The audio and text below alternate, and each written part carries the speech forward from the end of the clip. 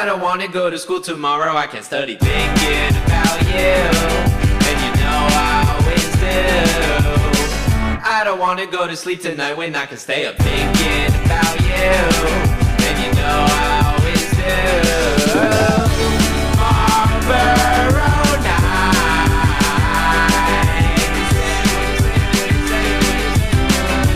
Marlboro nights.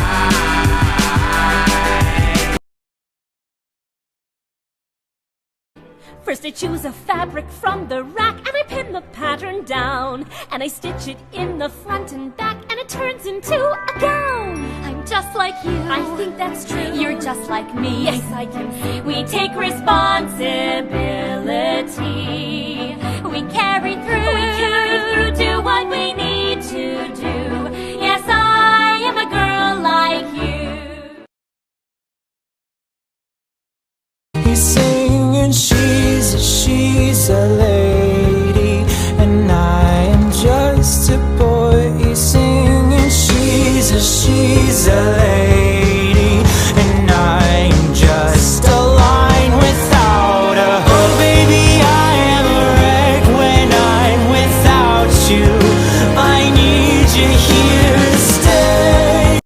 My favorite Met Gala theme was the 2013 punk-inspired Chaos to Couture. And what is more punk-inspired than making your full Met Gala dress out of unconventional fabrics? Let's do it. HomeGoods had some amazing wrapping papers that looked nothing like paper and looked so much like fabric. I started the process by creating that pattern and then cutting out my fabrics. I made sure that my plaids were going to clash in a super fun way.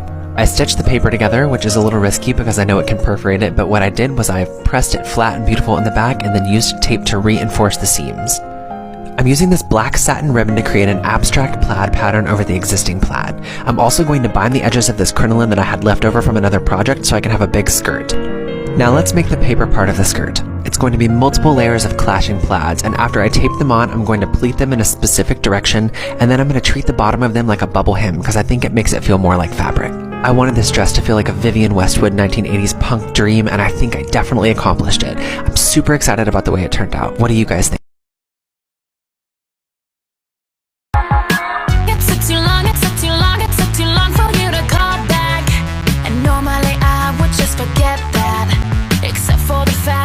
My birthday, my stupid birthday.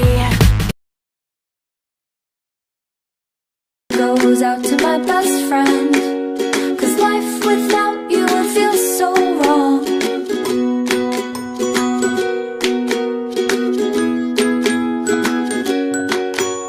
You wait for me all day to come home, sitting by the So here we go. It's another super ugly dress that I found at a thrift store.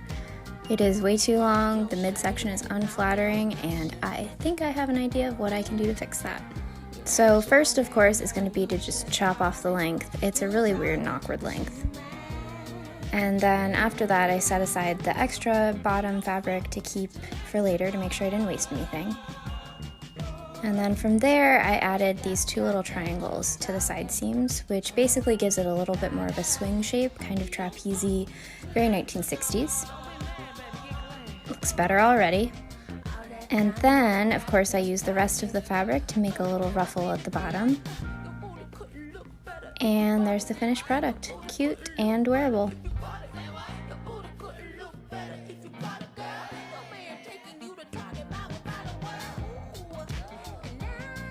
We are starting a new series today. We are making the holiday Barbie dresses, starting with the 2019 Barbie. Now the main dress is actually made out of a satin tablecloth that I went ahead and added the thin stripes to make it more candy cane-like. Working from the dress form, I went ahead and added these organic pleats and then used an invisible hand stitch to stitch them in place from the inside. And of course a corgi break.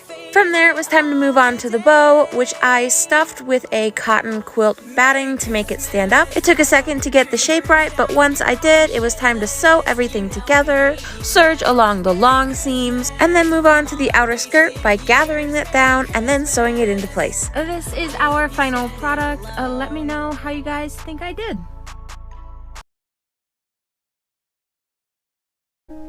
Today I'm discount fabric shopping because I'm going to make a $20 wedding dress for you. I found this beautiful gray lace that has a smoky amethyst undertone to it. I thought it could be a really fun way to interpret a modern wedding dress.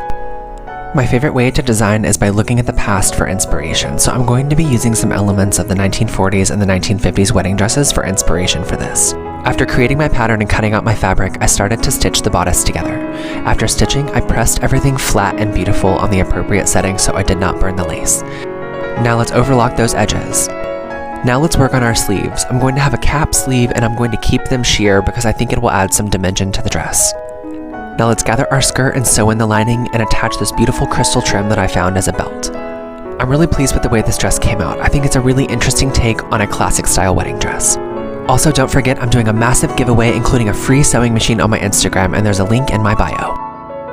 I know I said I'd do Cancer next, but the inspiration for Aquarius struck, so I decided to run with that. Now I have heard your cries, and I am not doing a blue Aquarius dress. Instead, I'm making it out of this gorgeous encrusted gray fabric and a beautiful silk dupioni. I love working with beaded fabrics, but one of the big drawbacks is it's hard to work with and I tend to break some needles. But for such subtle glam, it's worth it. Oh, cannot forget our corgi break. For this bodice, I went with a really pretty lace up front and then added some really beautiful billowy sleeves. This is our final Aquarius look. I actually super love the design and I hope you guys do too.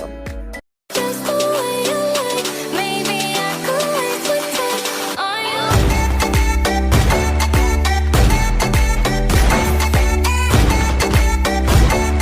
you. Since it doesn't appear that TikTok is going anywhere anytime soon, I thought I'd show you guys my take on the famous strawberry dress that's been floating around on the internet. I have this really big photo shoot coming up that's in this gorgeous sunflower field, and I thought this dress would be the perfect addition to the shoot. Here you can see that I'm French seaming the bodice, and of course no dress could be complete without my famous puffy sleeves. For the skirt, I'm doing a full-length half-circle skirt out of this gorgeous pink silk taffeta. And of course a corgi break, even if it's glitching. For the waist, we're doing something a little bit different. I am sewing in an elastic casing to add elastic to the waist. I think this complements the cute peekaboo front and the bow much better. What do you guys think?